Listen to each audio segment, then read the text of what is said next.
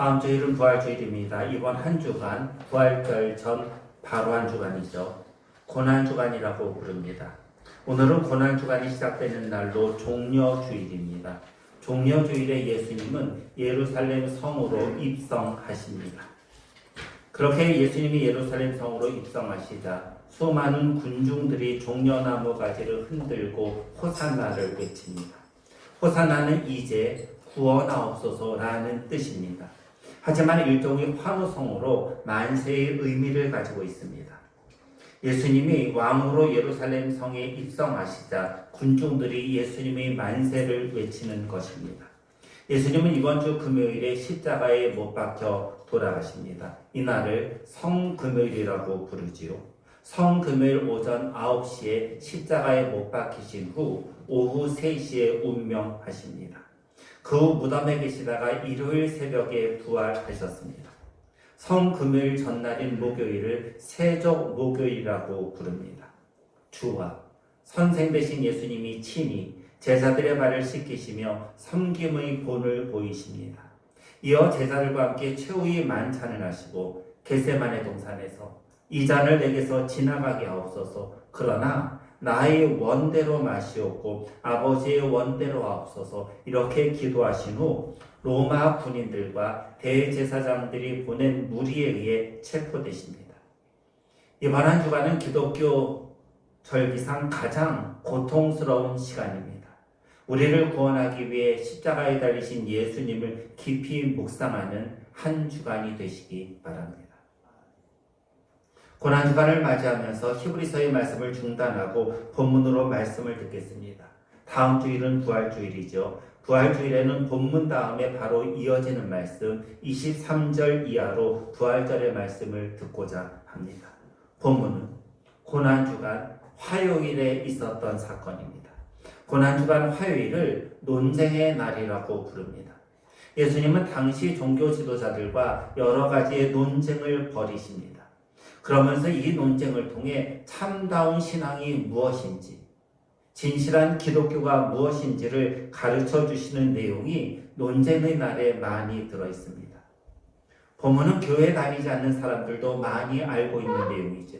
동시에 교회 다니지 않는 사람들조차 많이 인용하는 말씀이기도 합니다. 중학교 시절 교회 다니지 않는 한 선생님으로부터 본문에 대한 이야기를 듣고 본문에 대한 설명조차 들었던 것이 기억날 정도입니다. 본문은 당시 종교 지도자들, 당시 신앙이 좋다고 말하는 사람들이 예수님에 대해 반격하는 내용입니다. 당시 종교 지도자들의 예수님에 대한 반격이 아주 잘 표현되어 있는 말씀이 있는데 15절을 보시기 바랍니다. 15절에는 예수를 말의 올무에 걸리게 할까라는 말씀이 나옵니다. 올무에 걸리게 하다는 본래 사냥에 사용되는 말이죠. 주도면밀하게 함정이나 덫을 설치해서 사냥감을 잡아 죽이는 도구가 올무입니다. 종교 지도자들은 예수님을 죽이기 위해 덫을 놓습니다. 이 덫에 걸리기만 하면 예수님을 궁지에 몰아넣을 수 있습니다. 아니, 이 덫에 걸리기만 하면 예수님을 죽일 수도 있습니다. 그들이 놓는 덫은 무엇일까요? 17절이죠. 17절을 함께 읽으십니다. 그러면 당신의 생각에는 어떠한지 우리에게 이르소서. 가이사에게 세금을 바치는 것이 옳으니까 옳지 아니하니까. 예수님을 올무에 빠뜨리려는 말은 다름 아닌 가이사에게 세금을 바치는 것이 옳은가 옳지 않은가입니다. 본문 당시 로마 정부가 이스라엘 사람들에게 거둔 세금은 모두 세 가지였습니다. 첫째는 지세입니다. 아마도 지금 표현을 말하면 토지세쯤 될 것입니다. 둘째는 소득세입니다. 소득의 100분의 1을 세금으로 냈습니다. 셋째는 인도세입니다. 지금 표현을 말하면 인도세. 인도를 한문으로 보면 어떻게 될까요? 사람이네 머리도자를 쓰죠. 지금 표현을 말하면 인도세는 아마 주민세쯤 될 거죠. 남자는 14세부터 65세까지, 여자는 12세부터 65세까지 한 데나리온을 냈습니다. 한 데나리온은 성인이 하루에 벌 수 있는 일당을 말합니다. 쉽게 말하면 일당이 한 데나리온인데 본문에서 세금은 이 인두세를 말합니다. 역사를 보면은 세금 문제는 이스라엘 사람들에게 아주 심각한 문제였습니다. 여러분, 마태복음이 언제 기록되었을까요? 정확한 기록 연대는 아무도 모릅니다. 단지 학자들은 마태복음을 AD 70년 이후에 기록되었을 것이라고 생각합니다. AD 70년은 성경적으로 그리고 이스라엘 역사에 있어서 매우 중요한 해입니다. 이스라엘은 AD 66년 로마 제국에 대항해서 반란을 일으킵니다. 로마 제국은 이 반란을 제압하고자 즉각 정예군을 보내 예루살렘 성을 에웠습니다. 그렇게 AD 66년부터 AD 70년까지 무려 4년 동안 가장 강력한 로마의 최정예 군대에 맞서서 4년을 항쟁했지만은 AD 70년에 예루살렘 성은 로마의 장군 디도, 나중에 로마의 황제가 되죠. 디도에 의해 멸망당하고 로마 제국에 대한 반란은 평정됩니다. 예루살렘이 디도에 의해 멸망당할 때 예루살렘 성 안에 뭐가 있었죠? 이 예루살렘 성전이죠. 예루살렘 성전도 로마 제국에 의해 파괴됩니다. 만약 마태복음이 AD 70년 이후에 기록되었다면 이스라엘 사람들은 세금 문제를 훨씬 더 심각하게 생각했을 것입니다. 이 마태복음을 읽는 사람들은 세금의 문제에 대해서 훨씬 더 심각하게 피부에 와닿았을 것이라는 것입니다. 이스라엘 사람들은 지세, 소득세, 인두세를 냈다고 말씀드렸죠. 실은 또 하나의 세금이 있습니다. 그것은 성전세입니다. 성전세는 예루살렘 성을 유지하고 보수하기 위해 사용되었던 세금입니다. 예루살렘 성전이 AD 70년에 이미 파괴되었습니다. 그런데도 로마 제국은 성전세를 계속해서 걷었습니다. 그렇다면 이스라엘 사람들에게 걷는 성전세를 로마 제국은 어디에 사용했을까요? 이미 예루살렘 성전은 파괴되었어요. 그럼 이스라엘 사람들에게 성전세를 걷어서 그 성전세의 원래 목적은 성전의 유지 보수잖아요. 그런데 성전은 이미 없어졌어요. 그럼 그 성전세를 어디에 사용했을까요? 로마 제국은 이스라엘 사람들로부터 걷는 성전세를 로마의 주피터 신당에 보냈습니다. 이스라엘 사람들이 내는 성전세를 주피터 신당의 유지와 보수를 위해 사용한 것입니다. 본문을 읽는 이스라엘 사람들에게 세금의 문제는 이처럼 아주 심각한 문제였습니다. 자신들이 내는 돈이 하나님 성전을 위해서 사용하는 것이 아니라 우상의 신전을 유지하고 보수하는 데 사용되었기 때문입니다. 이런 세금의 문제를 가지고 종교 지도자들이 예수님께 질문합니다. 가이사에게 세금을 바치는 것이 옳습니까? 아니면 그렇지 않습니까? 라는 질문입니다. 이 질문은 대단히 어려운 문제입니다. 가이사는 당시 로마의 황제인 디베료입니다. 로마 황제에게 세금을 내는 문제는 이스라엘 백성들과 로마 사이에 상당한 마찰을 불러일으키는 예민한 문제였습니다. 여러분 당연하겠죠. 내가 지금 식민지 국가예요. 그런데 우리나라를 억압하는 로마 제국에게 세금을 내요. 여러분 세금의 문제에 있어서 또 하나 중요한 게 있죠. 이스라엘 사람들에게 있어서 세금을 걷는 이들이 누구죠? 세리잖아요. 그럼 여러분 우리가 안 대로 세리가 세금을 거둘 때 어떻게 했어요? 정해진 세금보다 훨씬 더 많이 걷어서 정해진 세금은 로마 제국에 내고 나머지 더 많이 거둔 세금은 자신이 착복했어요. 민족주의자였던 열심당원 같은 사람들은 가이사에게 세금을 내는 것을 적극적으로 반대했습니다. 반면에 16절을 보시면 헤롯 당원이 나와요. 로마에 붙어서 권력을 유지하는 이들이에요. 이들은 로마에 세금을 내는 것을 인정했고 더 나아가서 이스라엘 백성들에게 적극적으로 세금을 내라고 독려했습니다. 예수님은 자신을 적극적으로 지지하는 이스라엘 사람들의 의견을 따라 가이사에게 세금을 내지 말라라고 말하면 이스라엘 백성들에게 지지를 얻을 수 있습니다. 이스라엘 백성들로부터의 환호성과 전폭적 지지입니다. 하지만 세금을 내지 말라고 말하는 순간 이것은 로마 황제에 대한 반역입니다. 사형죄에 해당합니다. 예수님을 죽일 수 있는 절호의 기회를 종교 지도자들은 가지는 것입니다. 예수님의 적대자들에게는 가장 좋은 신화교육이죠. 반면에 세금을 내라고 하면은 대다수의 이스라엘 백성들의 반대에 직면할 것입니다. 로마의 식민지로 고생하는 이스라엘 사람들, 그리고 부과되는 정해진 세금보다 훨씬 더 많이 내며 피와 땀으로 세금을 내는 이들에게는 강력한 반대에 직면할 것입니다. 세금을 내라고 하면 대다수의 이스라엘 백성들로부터의 지지가 사라질 것이죠. 대다수 백성들의 지지를 얻지 못하면은 지금은 예수님을 죽이지 못해도 언젠가는 반드시 예수님을 죽일 기회가 올 것입니다. 이것 역시 종교 지도자들에게는 그리 나쁜 시나리오가 아닙니다. 가이사에게 세금을 내는 일이 옳습니까?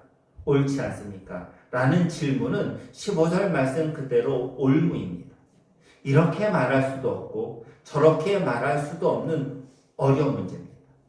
예수님이 덫에 걸린 것 같습니다. 예수님은 이 덫에서 어떻게 빠져나오실까요? 20절입니다. 20절을 함께 읽으십니다. 예수께서 말씀하시되 이 형상과 이 글이 누구의 것이냐? 예수님은 19절에서 세금 낼 돈을 보여달라고 하십니다. 그러자 데나리온 하나를 예수님께 보여줍니다. 예수님은 데나리온에 있는 형상과 글이 누구의 것이냐고 되묻습니다. 데나리온은 은으로 만든 화폐예요. 은화입니다. 당시 데나리온 동전에는요, 로마 황제의 형상이 그려져 있었고 동전의 앞면에는 존엄한 신의 아들 디베디오스 가이사 아구스토라는 글이, 그리고 동전의 뒷면에는 최고의 제사장이라는 글이 새겨져 있었습니다. 동전에 로마 황제의 형상과 글을 새긴 이유는 황제에게 영광 돌리기 위해서였습니다. 로마 황제를 신의 아들로 최고의 대제사장으로 적어 놓으면서 영광 돌리고 로마 황제를 숭배하려는 것이 로마 화폐의 목적이었습니다. 황제 숭배 사상입니다. 이와 같은 배경에서 당시 로마의 화폐는 하나님만을 믿는 이스라엘 사람들에게는 그리 달갑지 않은, 조금 더 심하게 말하면 증오의 대상이었습니다. 로마의 화폐를 볼 때마다 이것은 우상 숭배다, 이것은 로마 황제에 대한 숭배다 라는 기억을 이스라엘 사람들에게 떠올리게 했습니다. 예수님은 데나리온에 있는 형상과 글을 보고 종교 지도자들에게 되묻습니다. 이 형상과 이 글은 누구의 것이냐? 여러분, 누구의 것이죠? 로마 황제의 형상이고 로마 황제에 대한 글입니다. 이 사실은 삼척동자도 잘 알고 있습니다. 이런 질문을 하신 후 예수님은 결론적으로 이런 말씀을 하십니다. 21절을 보시기 바랍니다. 함께 읽으십니다. 이르되 가이사의 것이니이다. 이에 이르시되 그런즉 가이사의 것은 가이사에게, 하나님의 것은 하나님께 바치라 하시니. 당시 화폐에 있던 흉상과 새겨진 글은 당연히 로마 황제에 대한 것입니다. 그러니 예수님이 질문에 대해 사람들은 가이사의 것이라고 당연하다는 듯이 대답합니다. 이 말이 마치자마자 예수님은 가이사의 것은 가이사에게, 하나님의 것은 하나님께 바치라 하십니다. 가이사의 것은요, 로마 황제의 흉상과 글이 새겨진 동전이었습니다. 그럼 여러분, 하나님의 것은 뭐죠?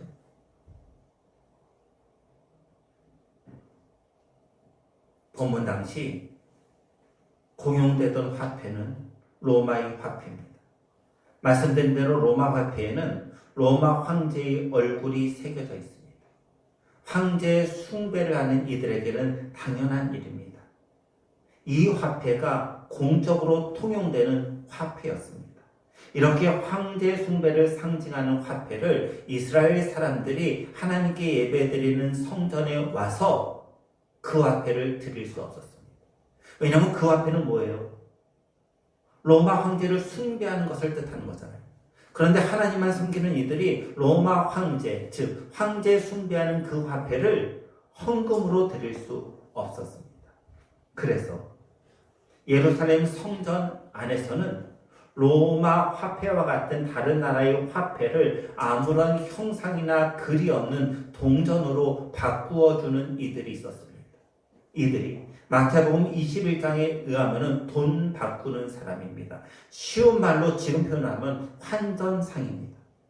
예루살렘 성전에 예배드려 오는 사람들은 자신이 가져온 화폐, 로마 제국뿐만 아니라 다른 나라의 화폐도 있었는데요.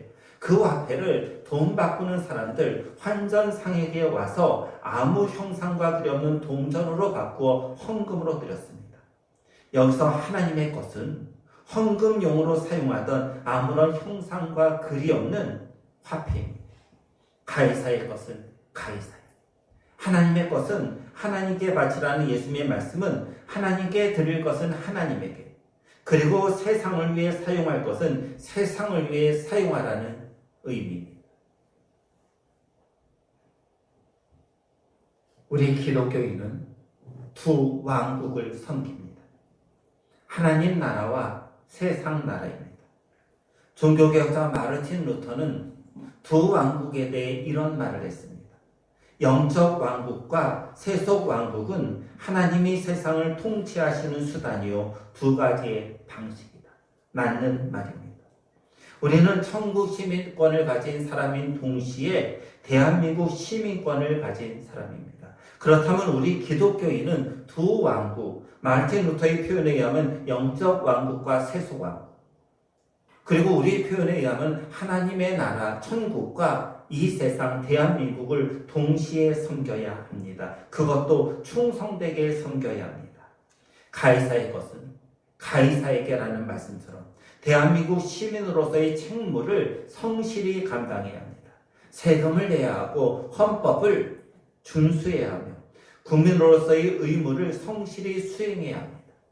대한민국에 있는 하나의 국민으로서 다른 모든 국민들과 조화롭게 살아야 하기도 합니다. 동시에 하나님의 것은 하나님께 바치라는 말씀처럼 천국 시민권자로서의 책무 역시 충성되게 감당해야 합니다. 하나님께 예배드리며 헌금하고 말씀과 기도로 하나님과 교제하며 세상에 나가 소금과 빛으로 살아야 합니다. 그런 면에서 본문의 메시지는 아주 명확합니다. 두 왕국을 섬기는 사람들로서 하나님 나라와 대한민국이란 두 나라를 성실하게 섬기라는 것이 가이사의 것은 가이사에게, 하나님의 것은 하나님께 바치라는 의미입니다. 그런데 본문의 메시지를 두 왕국을 잘 섬겨야 한다로 한정하기에는 왠지 아쉽습니다. 당연히 우리는 천국 시민권자와 대한민국 시민권자로서 두 왕국을 잘 섬겨야 합니다. 본문에서 예수님이 주시는 메시지도 이것이 명확합니다. 하지만 본문에는 이보다 더 폭넓고 우리가 깊이 생각해야 할 메시지가 있는 것 같습니다. 그것은 16절입니다. 16절을 함께 읽으십니다. 자기 제자들을 헤롯 당원들과 함께 예수께 보내어 말하되 선생님이여 우리가 아노니 당신은 참되시고 진리로 하나님의 도를 가르치시며 아무도 꺼리는 일이 없으시니 이는 사람을 외모로 보지 아니하심이니. 자기 제자들은 15절을 보시면 바리새인들의 제자입니다. 바리새인의 제자들이 헤롯 당원과 함께 예수님께로 갑니다. 바리새인들과 헤롯 당원들이 왜 예수님께 가는가? 이미 15절에서 본 대로 예수님을 올무에 걸리게 하려는 데 있습니다. 16절은 이들이 예수님을 올무에 빠지게 하기 전 예수님을 칭찬하는 내용입니다. 이들이 예수님을 향해 어떤 칭찬을 합니까? 칭찬의 핵심은 이거예요. 참되시고 진리로 하나님의 도를 가르치시며입니다. 여러분, 이들이 예수님을 향해 하는 말이 진실됩니까? 그렇지 않죠. 이들이 하는 말은 진실입니다. 예수님은 참되시고 진리로 하나님의 도를 지금까지 그리고 그 이후에도 가르치셨습니다.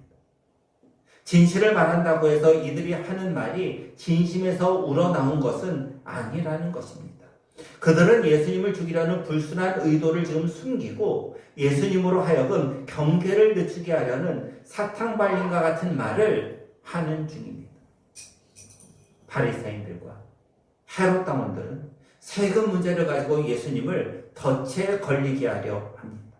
이 덫에 걸리기만 하면 절대로 예수님이 빠져나올 수 없다는 확신에서 예수님을 찾아갑니다. 예수님이 자신들에 대해 경계를 풀고 덫이 있는 장소로 예수님을 몰고 가기 위해 마음에도 없는 말로 예수님을 칭찬합니다. 당신은 참되시고 진리로 하나님의 도를 가르치십니다. 라는 사탕 발림과 같은 칭찬입니다. 여러분들에게 질문을 좀 합니다. 바리새인과 헤롯 당원들이 예수님을 향해 하는 말, 당신은 참되시고 진리로 하나님의 도를 가르치십니다. 라는 말이지요. 이 말을 그들이 믿었을까요? 그들은 지금 그들이 하는 말, 예수님을 향해 당신이 정말 참되세요. 또 진리로 사람들을 가르치세요. 라는 말을 하는데 그들은 그들이 하는 그 말을 마음으로 믿었을까요? 믿지 않았겠죠. 만약 바리새인들과 헤롯 당원들이 예수님을 향해 당신은 참되시고 진리로 하나님의 도를 가르치십니다. 라고 하는 이 말을 정말 마음으로 믿었다면 어떻게 해야 돼요? 그들이 예수님을 올무에 빠져 죽이려는 그 행동을 당장 멈췄어야 합니다. 그들은 그들이 하는 말을 믿지 않았습니다. 그들이 하는 말은 거칠의 말이었습니다. 두 번째 질문. 조금 전에 한 질문과 유사해요. 그들이 하는 말, 당신은 참되시고 진리로 하나님의 도를 가르치십니다. 라는 말은 맞는 말입니까? 지금 그들은 예수님을 죽이려는 의도를 가지고 있어요, 속으로. 하지만 겉으로는 어떤 말을 하는가? 당신은 참되어 그리고 진리로 하나님의 말씀을, 하나님의 도를 가르치십니다. 라고 말을 해요. 속에는 거짓이에요. 사람을 죽이려는 의도가 있어요. 하지만 겉으로 하는 말이 있어요. 당신은 참이고 진리로 하나님의 도를 가르치십니다. 여러분, 이 말은 맞는 말입니까? 틀린 말입니까? 맞는 말입니다. 바리새인과 헤롯 당원이 하는 이 말은 맞는 말이에요. 예수님은 참되시잖아요. 그렇죠. 예수님 또한 진리로 하나님의 도를 사람들에게 가르치시잖아요. 여러분, 22절을 보세요. 함께 읽으십니다. 그들이 이 말씀을 듣고 놀랍게 여겨 예수를 떠나갑니다. 오직하면 그들이 가이사의 것은 가이사에게, 하나님의 것은 하나님께 바치라는 이 말씀을 듣고, 여러분 22절은 어떻게 해요? 놀랍게 여겨요. 여기서 놀라다는 말씀의 의미가 중요해요. 단순히 놀라다는 것이 아닙니다. 놀라서 감탄하다는 거예요. 저 사람이 하는 말을 듣고 놀래요. 그리고 감탄해요. 세번역 성경은 이 놀라다는 말씀을 탄복하다로 번역했어요. 탄복하다를 국어사전에 찾았더니 이렇게 되어 있어요. 마음속 깊이 감탄한다. 여러분, 지금 바리새인과 헤롯 당원들은 예수님이 하시는 말씀을 듣고 마음속 깊이 감탄하고 있어요. 그렇게 마음속 깊이 감탄해놓고 그들이 하는 행동은 뭐다? 예수님을 떠나는 것입니다. 본문이 주시는 더 폭넓고 깊은 메시지가 있습니다. 예수님은 예수님을 믿는 사람들에게 진리이십니다. 그뿐 아니라 예수님은 예수님을 반대하며 믿지 않는 사람에게, 심지어 예수님을 죽이려고 지금 덫을 놓는 사람에게도 진리이십니다. 덫을 놓아 예수님을 죽이려고 하는 이들이 무슨 말을 하는가? 예수님을 향해 참이라고, 진리라고 말합니다. 예수님을 죽이려는 사람들조차도 비록 그들의 의도는 다른 데 있지만 그들의 의도와 달리 예수님을 참과 진리로 인정하고 있습니다. 즉, 예수님은 이 세상 모든 사람들에게 참이요 진리이십니다. 예수님을 구원주로 믿는 우리에게 참이요 진리이시며, 예수님을 구원주로 믿지 않고 죽이려고 달려드는 사람들에게도 예수님은 참이요 진리이십니다. 예수님은 요한복음 14장 6절에서 이렇게 말씀하십니다. 내가 곧 길이요 그 다음은 진리요 생명이니 나로 말미암지 않고는 아버지께로 올 자가 없느니라. 예수님은 우리를 하나님 아버지께로 인도하고자 십자가에 달려 돌아가셨습니다. 하나님 아버지께로 우리를 인도하시는 그 예수님은 진리이십니다. 우리뿐 아니라 믿지 않는 이들에게도 예수님은 진리이십니다. 믿는 이들이건 믿지 않는 이들이건 그들이 의도하건 의도하지 않건 예수님을 진리로 인정합니다. 하지만 그 진리이신 예수님에 대한 반응은 둘로 갈라집니다. 진리이신 예수님과 함께하는 사람이 있는 반면 진리이신 예수님으로 인해 탄복하지만 떠나는 이들입니다.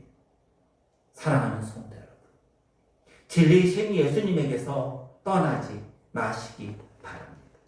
진리이신 예수님과 함께 하시기 바랍니다. 예수님을 향해 진리라고 고백한다면 그 진리이신 예수님께 붙들려 있고 그 진리이신 예수님과 함께 해야 합니다. 우리와 함께 하시는 진리이신 예수님을 찬양합니다. 우리와 함께 하시는 십자가에 못 박혀 돌아가신 진리이신 예수님을 높이며 찬양하는 고난주간이 되기를 우리 주 예수 그리스도의 이름으로 간절히 소원합니다. 기도드리십니다. 함께 기도드리십니다. 예수님은 진리이십니다. 믿는 우리들은 예수님을 진리라고 고백합니다. 하지만 본문에 의하면 믿지 않는 이들, 심지어 예수님을 죽이려고 올무를 놓으려는 이들도 입으로는 예수님을 향해 진리라고 고백합니다. 그 진리이신 예수님과 우리 모든 성도들이 함께하는 고난주간이 되기를 기도하시기 바랍니다. 아울러 입으로는 진리라고 예수님을 향해 고백하지만은 마음으로 믿지 않는 이들이 예수 그리스도를 진리로 말하고 믿는 고난주간이 되기를, 아직 믿지 않은 이들이 있다면 그들 기억하고 생각하며 함께 기도드리시기 바랍니다. 기도드리십니다.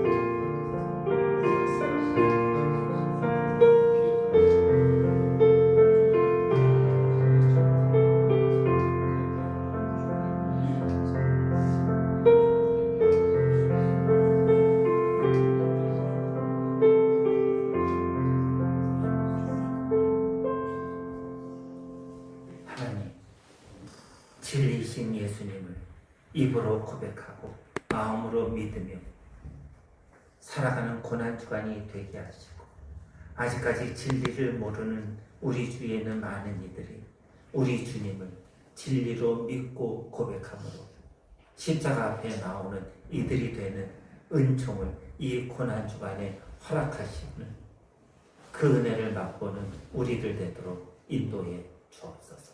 우리 주 예수 그리스도의 이름으로 기도드립니다. 아멘.